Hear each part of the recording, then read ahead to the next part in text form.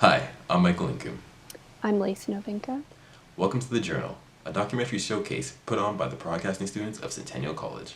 Normally, we'd be coming to you live from our state-of-the-art TV studio in the Story Arts Center.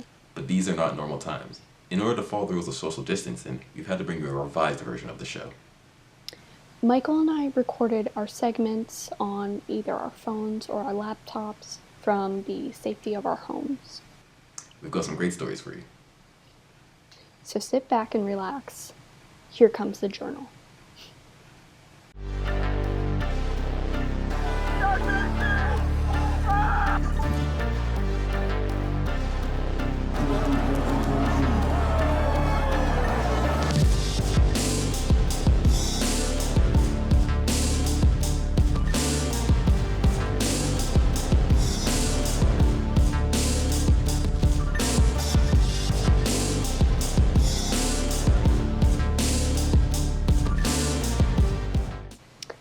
Today's episode of the Journal features 5 documentaries covering a wide variety of topics. We'll take you to 3 local festivals, introduce you to an inspiring model, and check out a beauty school.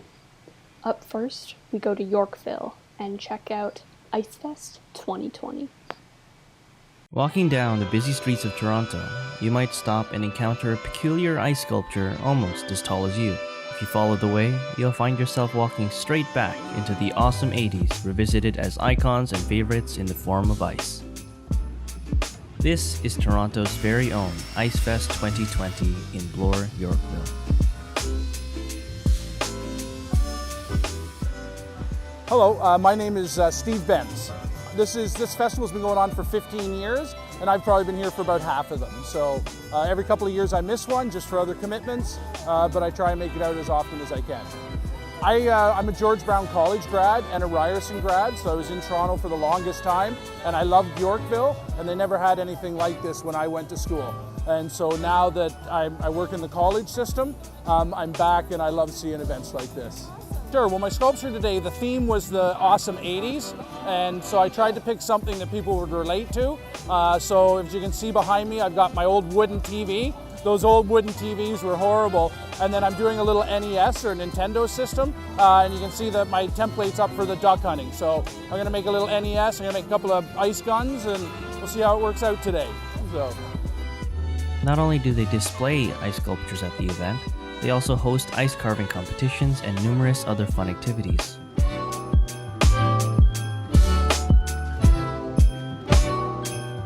IceFest is a really great event for families and individuals of all ages to come out into the neighborhood and escape the winter blues.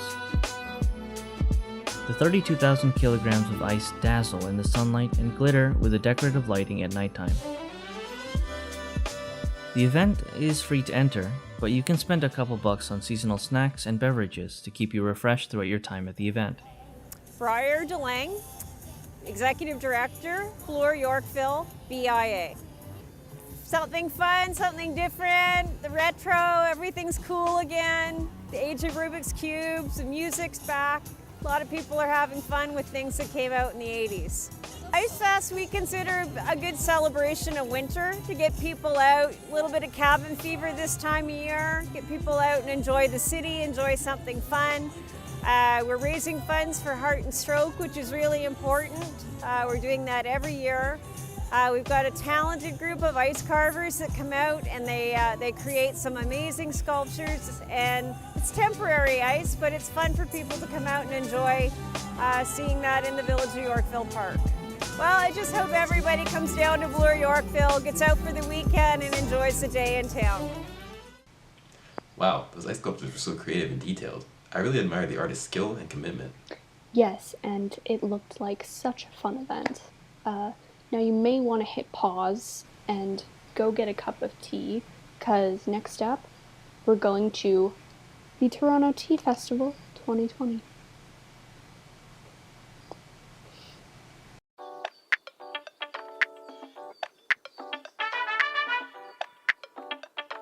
So why an event such as Toronto Tea Festival is so important for the culture is that it really brings in so many different people So you see different teas from different cultures. So as opposed to making comparisons, you really see that, oh, there are similarities, and also what makes every drink so unique and the people that stand behind it really are pronounced in a festival that brings everyone together and everyone just loves talking, loves drinking the tea. Yeah, events like this, like the tea festival, for me, it's like, I gotta be here, right? This is like the Olympics for tea. If you wanna get your new products out to customers, connect with consumers, or even other retailers to see what's going on in the industry, this is kind of that place where you gotta be in. Toronto Tea Festival is the biggest tea-related event in Toronto. And then you can meet a lot of tea vendors and tea companies, and then you can taste a lot of different tea. You can also see a lot of presentation and events going on here. So we are an online store. So Toronto Tea Festival is very meaningful for me because we can see our customers and then visitors too. We love seeing their happy reactions whenever they taste Korean tea. If I could describe tea in one word, I would describe it as unison. Not only does it bring people together, but also the whole entire tea, the blend itself, can be brought together through one flavor. You add in so many different ingredients, but you will taste one delicious tea. Tea is adventurous. If I could describe it in one word, it'd be adventurous because you can go so many places with every cup. So it's like an adventure every time I brew tea. I think tea is sharing. When you make a pot of tea, you can share the tea together with other people too. So you can have tea time with your family and friends too. That is my favorite part of drinking tea and enjoying tea together.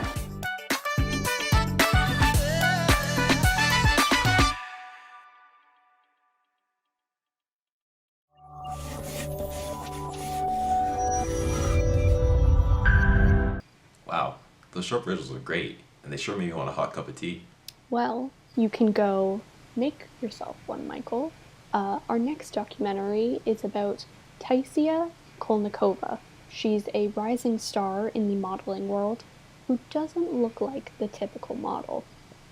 Taisia Kolnikova uses social media platforms like Instagram to build her online portfolio and book herself gigs.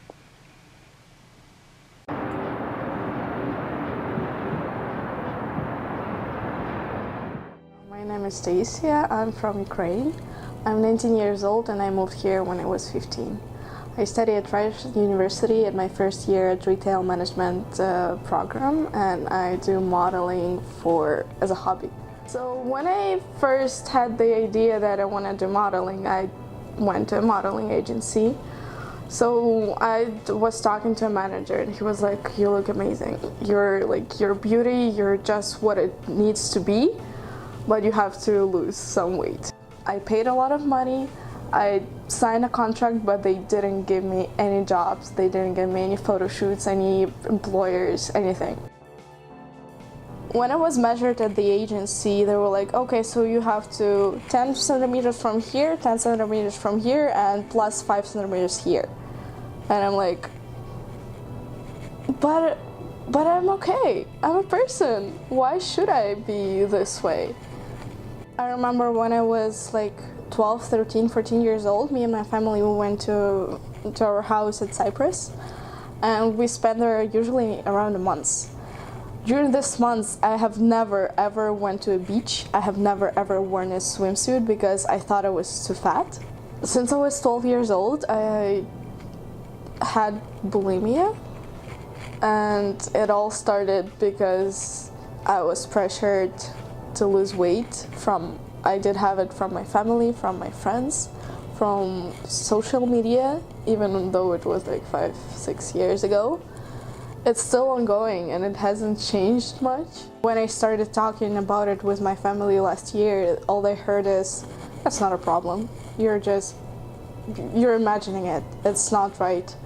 And that's where I realized that many young women, they don't have this ability to talk with their parents. Most adults, they react on it. It's like, it's not a problem. It's your fantasy. You just stop it. It doesn't work like this. You have to show your support. You have to show that you care, and then maybe it will change. Other than that, I don't know. It's tough. And there are a lot of things that people don't see that happens in the industry with children, with young women, with even older women. So many people are afraid to talk about their own mental problems and physical problems too, just because everyone is trying to be idealized so much that you don't see a real picture of a person.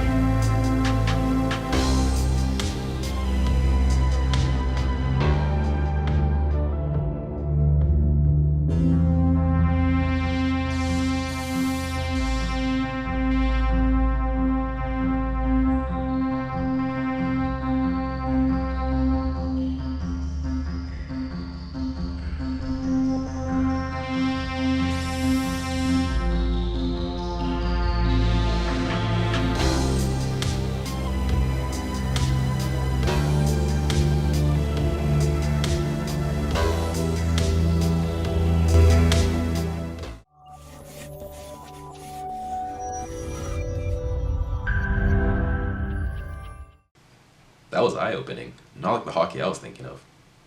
Now we'll take a look at another aspect of fashion and beauty as we check out the Canadian Beauty College, where students learn the skills to be hairstylists, makeup artists, estheticians, and much more.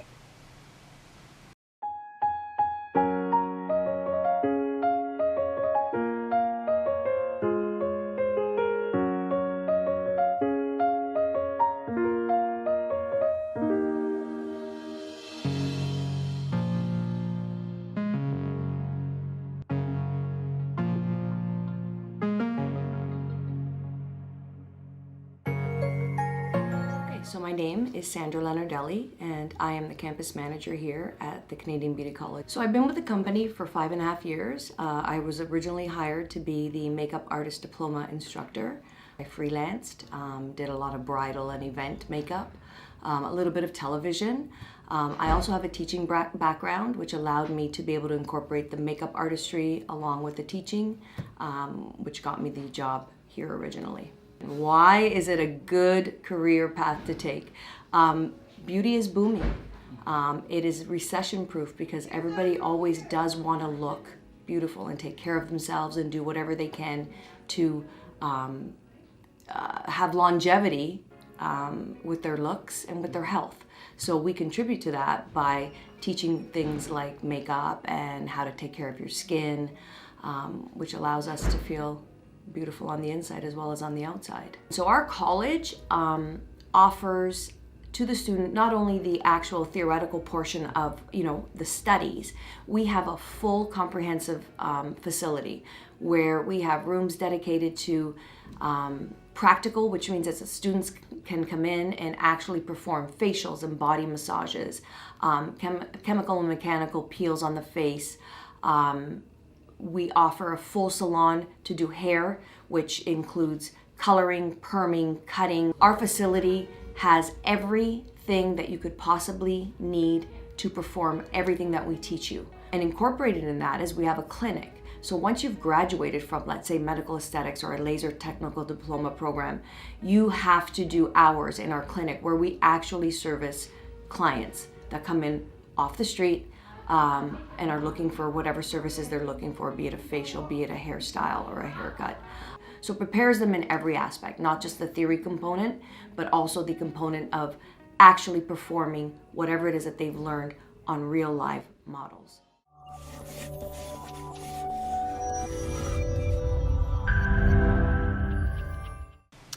That was an interesting look at the beauty business and how it can be a good career path. Yeah, for sure, Lacey. Now, our last doc is a beautiful, contemplative piece about Life Fest in Toronto. Take a look. Welcome to Terra Lumina, the Toronto Zoo's new epic event, and now it's all set. Walking through Terra Lumina's enchanted forest brings us a group of mystical spectacles all over. It unfolds a story of time travel to the distant future, and our journey begins as we pass this portal of light. The portal carries us into the luminescent wonders of the year 2099, a time where humans and nature have learned to live in harmony. It combines storytelling with special effects, multimedia sounds, interactive installations, and also music. There is literally everything from video projections to vibrant and unreal lighting displays. Even like this garden is responding as we play the drums. Some are affected by sounds and some are affected by things moving. 70 artists and artisans from Moment Factory help participate in the creation of Terra Lumina, and this is their 11th multi-sensory experience with similar exhibits all across the country. The idea of Illumina Nightwalk is to come outside, make a grand walk, enjoy, take their time, be absorbed by what they're seeing around in order to enjoy their night. So it's to bring people together and experience something different. There is an important message at the end of the experience. The message of Terra Lumina is to discover how beautiful and bright the future can be in order to come back to the present and make changes in our daily lives to actually get to that bright future. Change is possible.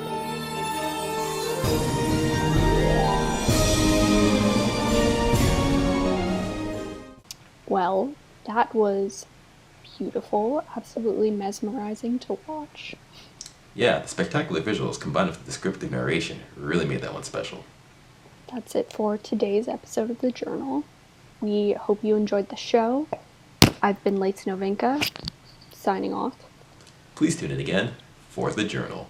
I'm Michael Inkum. Thanks for watching.